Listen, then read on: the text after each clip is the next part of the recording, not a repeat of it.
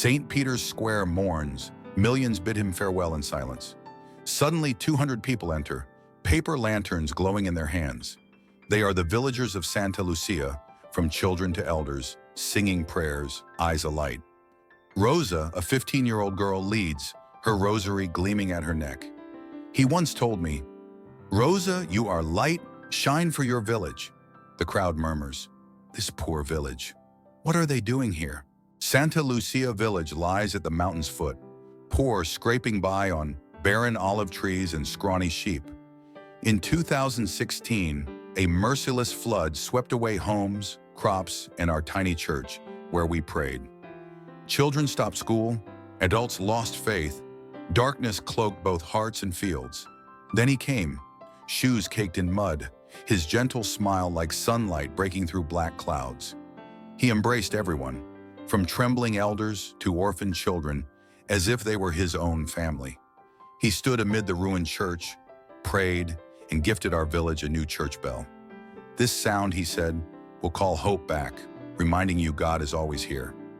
He looked at me, Rosa, only 6 then, and placed a rosary in my hands. "You are light, Rosa," he whispered. "Shine for your village, no matter how vast the darkness." From that day, the bell rang each morning. The church was rebuilt, school reopened, clean water flowed. The village formed a little light group, children and youth helping the poor, fixing homes, teaching. We sent letters thanking him, and he replied, calling Santa Lucia the village of mercy. When we heard he passed, the village gathered under the bell's toll, hearts heavy but resolute. We must go to the Vatican, bring 200 paper lanterns, each bearing a prayer for him. The 200-kilometer road was grueling. Our old bus broke down in rain. Money dwindled, some urged turning back. Old Mario, 80, stood, voice quivering. We go for him, for the mercy he sowed in us. Children held hands, elders leaned on canes. The whole village pressed on, singing prayers through the night. We have no gold or silver, only lanterns and faith to say thank you to him. In St. Peter's Square, Santa Lucia village stands among millions, holding 200 paper lanterns. Their glow radiates like tiny candles defying the darkness of grief. The whole village, from children to elders, sings prayers, their voices drowning out the cold Vatican wind. But the crowd murmurs, some scoff. Who are they? Peasants begging for coins or attention? One shouts, "Go back to your village. This isn't a place for ragged clothes." Rosa, 15, steps into the square's center, her rosary gleaming under the lantern light. Her voice trembles but holds firm. He saved Santa Lucia from floods when we lost everything. He embraced us, gave us a church bell, and taught us mercy. I am Rosa. He called me light, and today our village brings his light here. The crowd falls silent. Some bow their heads, ashamed of their earlier jeers.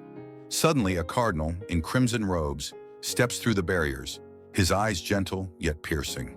He gazes at Rosa's rosary, then kneels, his hands trembling as he touches it. "I know this chain," he says in 2016. "He blessed it in your village, Santa Lucia." He told me, the cardinal continues, "This village will be a small flame of mercy."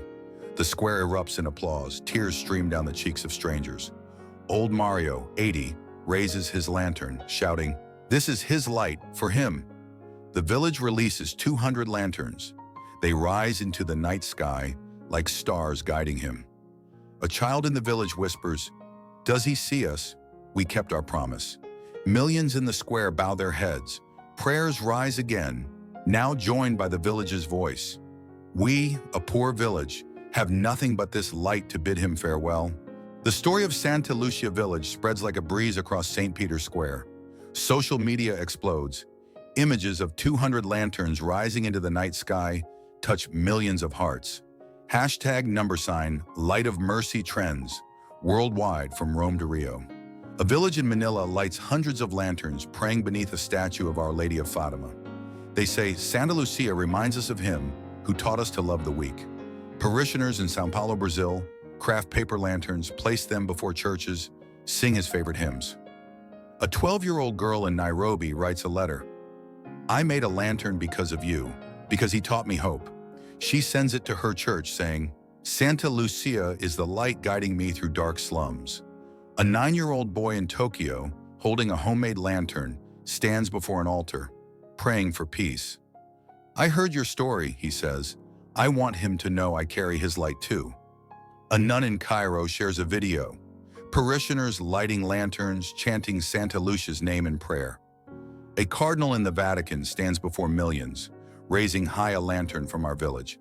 "Santa Lucia," he says, "you are the small flame he left, illuminating even the deepest darkness." Old Mario holds Rosa's hand, tears in his eyes. "We made him proud, my girl." The whole village kneels, the church bell from 2016 ringing in our hearts once more. A reporter asked Rosa, a poor village, "How did you inspire the world?" Rosa smiles. Rosary in hand, he taught us, light begins in the heart. Each lantern is a promise. We will keep his mercy alive forever. From a mountain corner in Campania, Santa Lucia now stands as a symbol of faith for millions. Millions of strangers' hearts, from children to elders, light lanterns together. For him, for us. The Light of Mercy movement spreads from St. Peter's Square to every corner of the globe.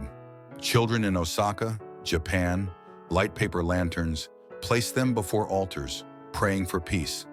They whisper, "Santa Lucia taught us, a small light can chase away great darkness."